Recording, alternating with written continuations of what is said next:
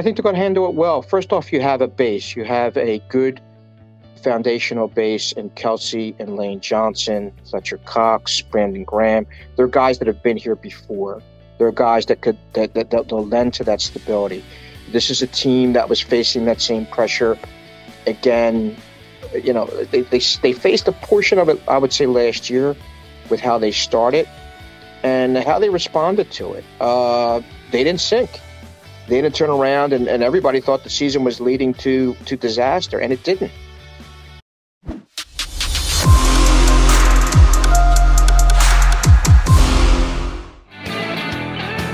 Got John McMullen and Jody McDonald here with you on Birds 365, and we're lucky enough to have a third wheel with us. He's a powerful wheel at that. Our buddy Joe Santoliquito hops aboard. He of Philly Voice and Bleeding Green Nation. How's your summer going, Joe? Good, real good, guys. Back with the ball entourage again. I think, you know what, though? You guys used to think I was nuts, but now I've gone bananas. Yeah, bananas. I like it. Oh, bananas. Okay, I like it. It's pretty bright. I give you credit or give you nerve for wearing something that friggin' yellow, but more power to you. I wanted to get you on because you scared the snot out of me, to be truthful with you, earlier this week. And I have that tendency.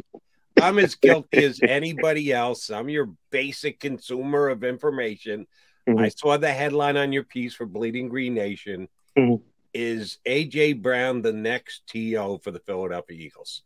And maybe I'm a glass half empty guy, but the first thing I think of with Owens is, oh, shoot, he took the team apart.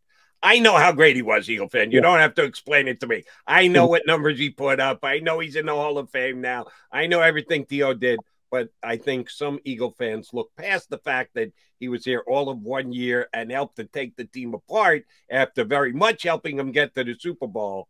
Were you just talking about on the field, or were you looking at both on and off the field for the Brown-Owens comparison?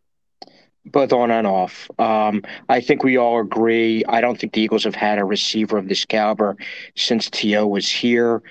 Talking to some folks I know in Tennessee, they were like, yeah, great talent on the field.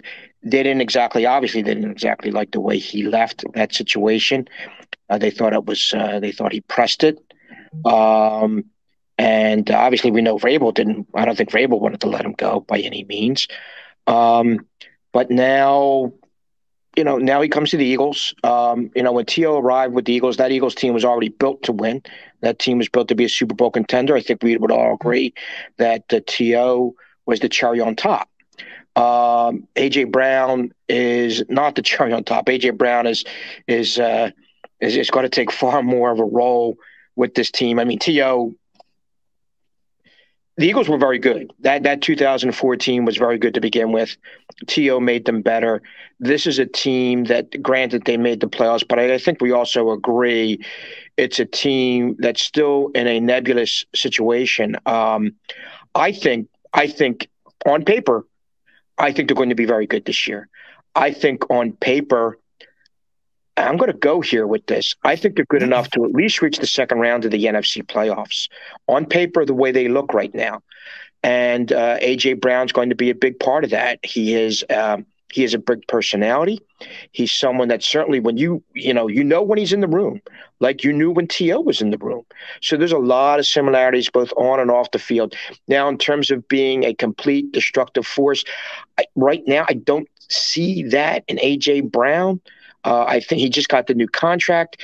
He's got to be happy for at least 2 years, maybe 3. And so far, we've seen all the good. So everything right now over these next 2 or 3 years is going to be very hunky-dory and yay, sis boom ba type of thing with him. I think I could see fans chanting, AJ, like they used to chant T.O., T.O., T.O. So I could see all those things happening. But watch for the future. That's all. I mean, when things got a little bit shaky in Tennessee, he jumped ship. He did everything he could to try to get himself to try to rattle that ship before they threw him off the ship.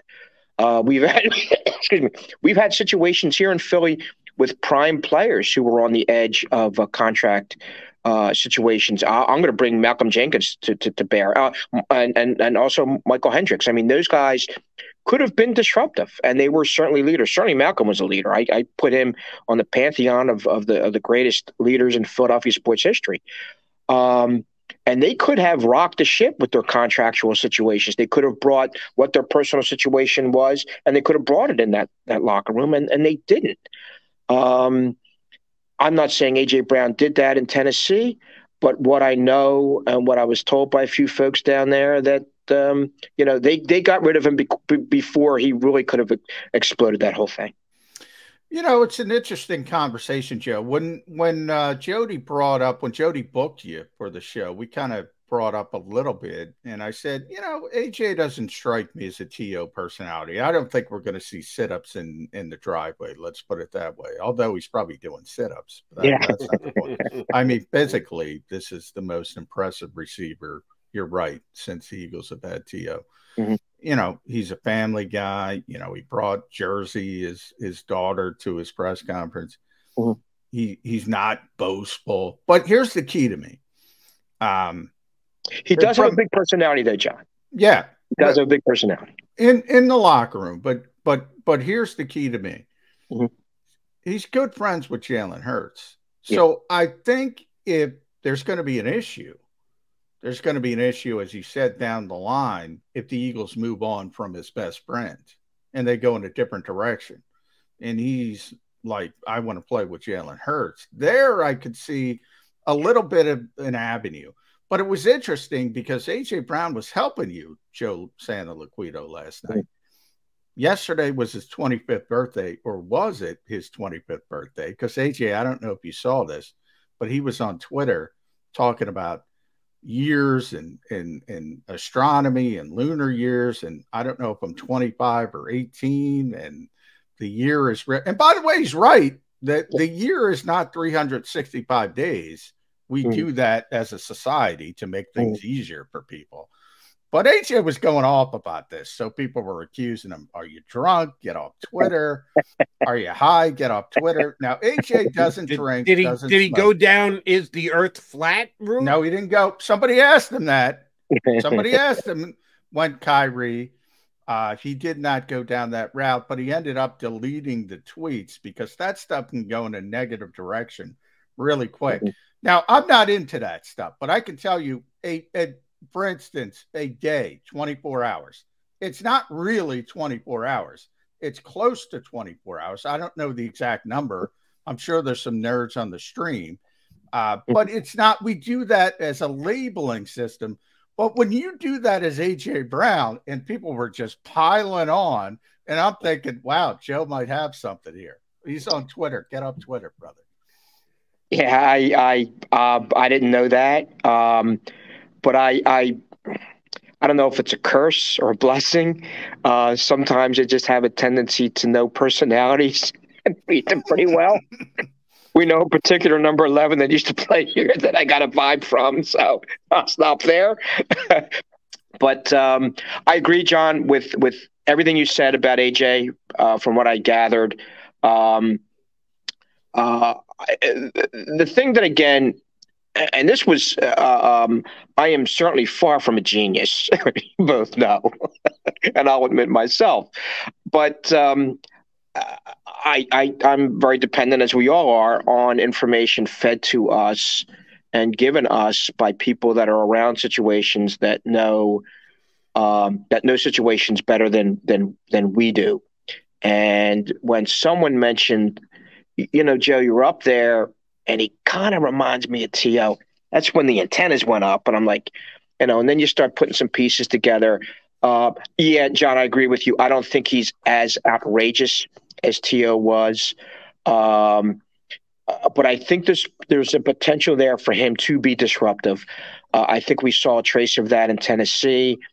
I'm just saying, sometimes, you buy the beautiful bottle and you're looking at it. We'll watch, what's the saying, buyer beware.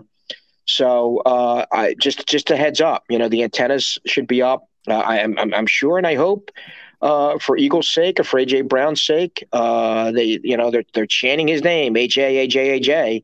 And there's a chance with things the way this team seems to be shaping up that there's going to be a lot of AJ chance. And I'm going to, again, as I told you guys on your air a month ago, I'm a firm believer that this is a double-digit win team. And I think it's a team, and I've said it, and I have no problem saying it. I mean, I think they're going to win the NFC East with what they have back. This is something interesting, guys. I had a chance to talk to two NFL head coaches, one former NFL head coach, and one OC yesterday. And they had some very glowing things to say about Nick Sirianni. They had some glowing things to say about Gannon. And the thing that was interesting that I got from two of the four gentlemen that I spoke to is, again, there was a time in the season. Well, first off, credit to Sirianni. As we all know, he adjusted, he rearranged things. But we knew what they were going to do, and we still couldn't stop it. And there were holes in that front that you could drive a railroad a train through, you know. So we still knew what they were going to do, and at the time we didn't have the personnel to stop it, you know. And this was some folks that are certainly in the know and certainly faced the Eagles, you know, and knew what they were going to do. There's certain things you could just physical laws of nature. When Lane Johnson's coming down on you. Yeah. You know, you know, and Kelsey's pulling, and Mailata. That is again arguably, well, I think it's the best offensive line in the NFC East, arguably the best offensive line in football. Yeah, I think it is. With their cohesion and the fact that they've been playing together. Obviously, in Jeff Stoutland, they have, you know, someone, you know, certainly worth more than his weight in gold, and how he's formed that group and how he, you know, in terms of his coaching ability and technique. But yeah, they will create. Again, we knew what was happening, we knew what they were going to do, and we still couldn't stop them. Now, in terms of whether or not you're able to do that on a larger level, which we all saw in the NFC playoffs against Tampa Bay. Okay, there comes a point in time where, hey, you got to be able to throw a few curveballs there. You need a plan B and a plan C. And obviously the Eagles, in terms of still wrestling with the big boys of the NFC, in terms of Tampa, in terms of the Rams, in terms of the Packers, I still think there's some work that needs to be done for them to get there. All right, Joe, I ran this by John just before we had John, and I want to run it by you as well. Jalen Hurts and his ranking in the National Football League. Pro Football Focus coming out with the rankings heading into the year, have him ranked number 14th top quarterback in the league.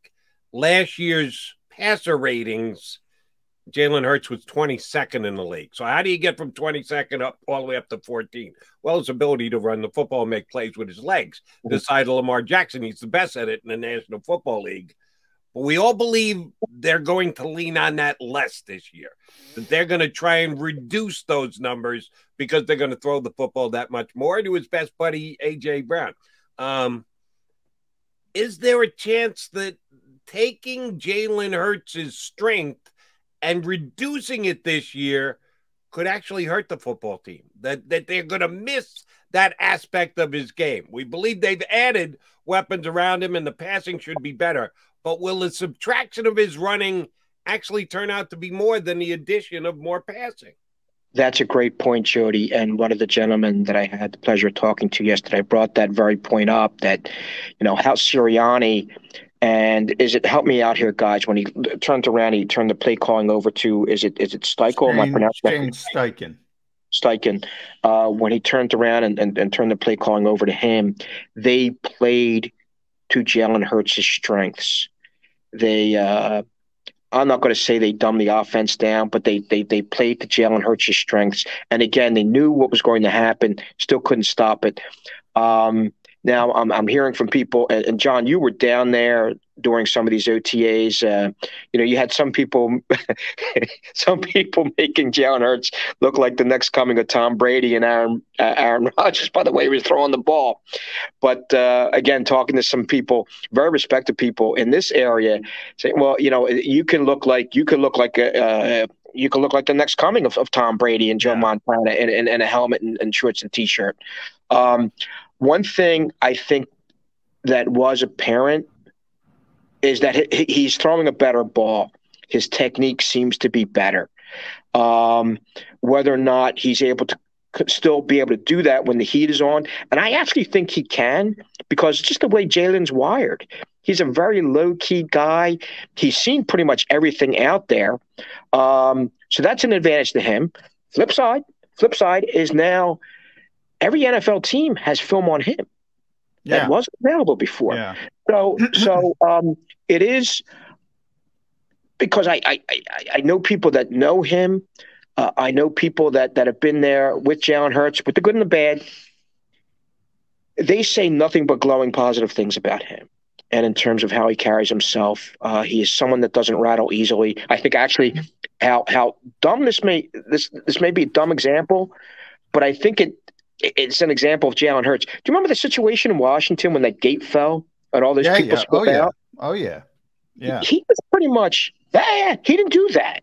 No. He was pretty much compare that to Matthew Stafford at the Super Bowl parade. Now Matthew probably had a few tied on, but that poor photographer fell off the stage and he was like, oh, and bad reaction. Jalen Hurts, even Steven. That's It's so, and I think that speaks. Yeah, I think that speaks of who he is. I think that speaks of his personality, and I like to believe the new Jalen Hurts, the improved Jalen Hurts, when the heat is on, when the shoulder pads are on, when the snorting defensive ends are coming down and breathing down his neck, I have a sense he's going to be able to deal with it better. I have a sense that he's reached a greater comfort zone this year, and that's what makes me believe that ranking is pretty. He may be. I'm not going to say top 10, but he may be close to it. And the Jalen Hurts that we saw is going to turn around, and I like to think at times he's going to be able to turn around and execute the type of passes that we, you happen to see John down at the OTAs a month ago. Yeah. The things point in that direction in terms of his makeup, in terms of everything that the Eagles have put around him. Now it's just a matter of, obviously, it's just a matter of what we see and what happens when things reach real time. Yeah, and I go back to, with Jalen Hurts, I go back to Carson Wentz from this perspective.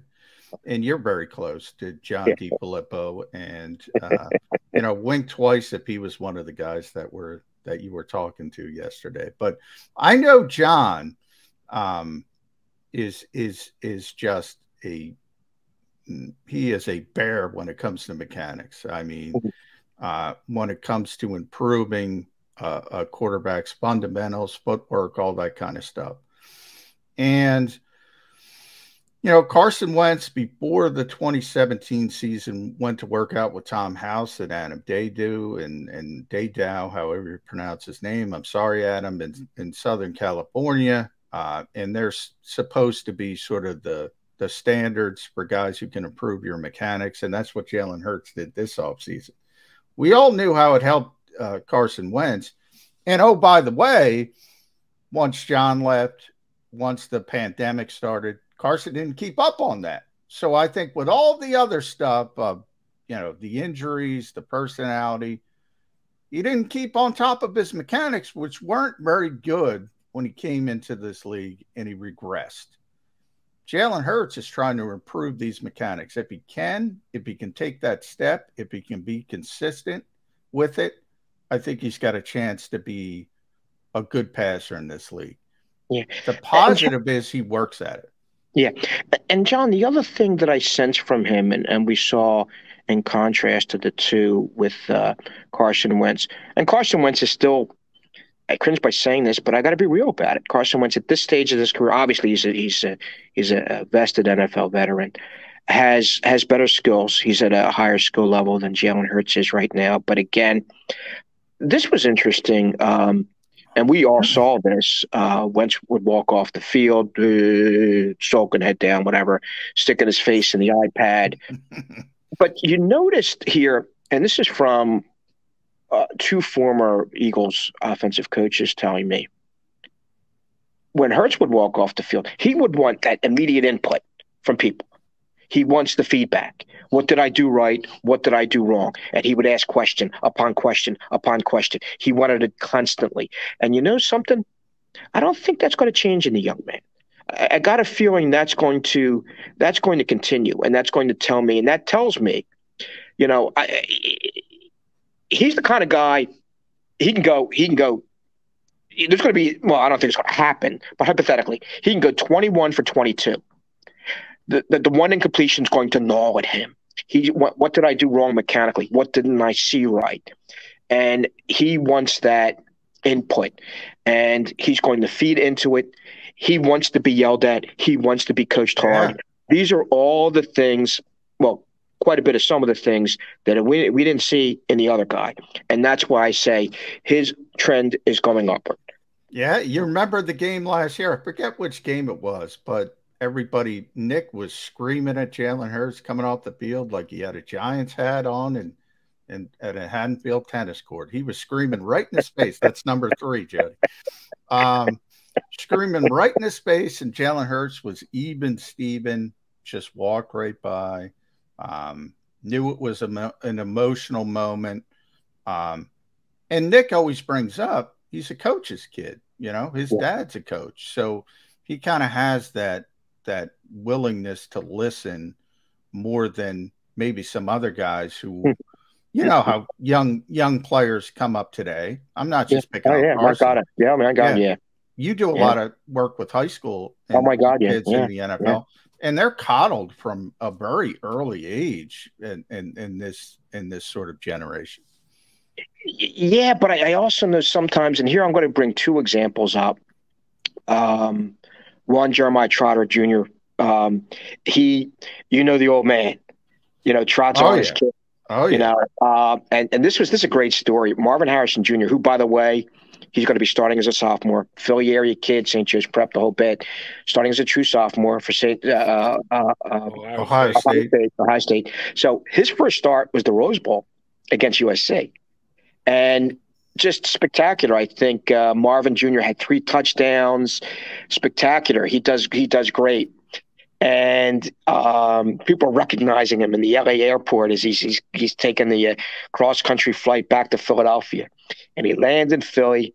And there's his dad, Marvin Harrison Sr., the Hall of Famer, unpacking, you know, his son's bags and putting his son's bags in the car. And Marvin gets in the passenger side seat. And Marvin Sr. gets in, you know, he's driving his son home.